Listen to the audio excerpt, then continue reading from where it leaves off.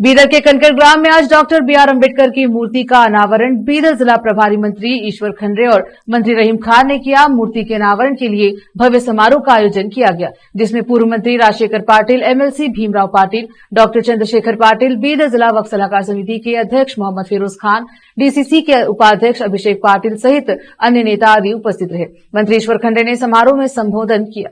Cameraman Mahesh जिगे का coverage.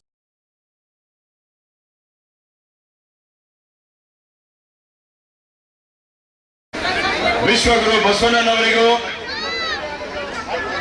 ಮಾನವತಾವಾದಿ ಸಂವಿಧಾನ ಶಿಲ್ಪಿ ಡಾಕ್ಟರ್ ಬಾಬಾ ಸಾಹೇಬ್ ಅಂಬೇಡ್ಕರ್ ಅವರಿಗೂ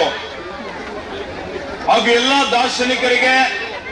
ಸಮಾಜ ಸುಧಾರಕರಿಗೆ ಸ್ಮರಿಸುತ್ತಾ ಇಂದಿನ ಈ ವಿಶಿಷ್ಟವಾದಂತಹ ಒಂದು ಕಾರ್ಯಕ್ರಮ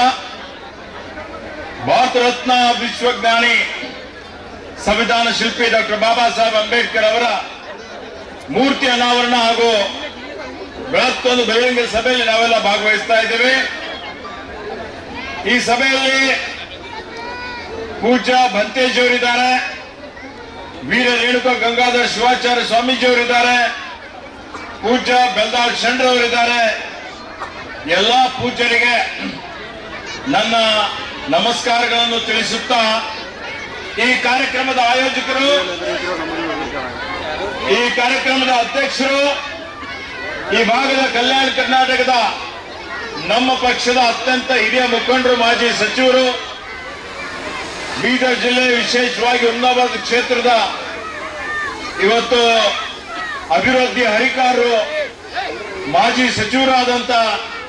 ಮಾನ್ಯ ರಾಜಶೇಖರ್ ಪಾಟೀಲ್ ಅವರೇ,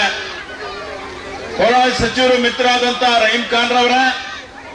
ವಿಧಾನ ಪರಿಷತ್ತಿನ ಸದಸ್ಯರುಗಳಾದಂತ ಮಾನ್ಯ ಶ್ರೀ ಡಾಕ್ಟರ್ ಚಂದ್ರಶೇಖರ್ ಪಾಟೀಲ್ ಅವರೇ,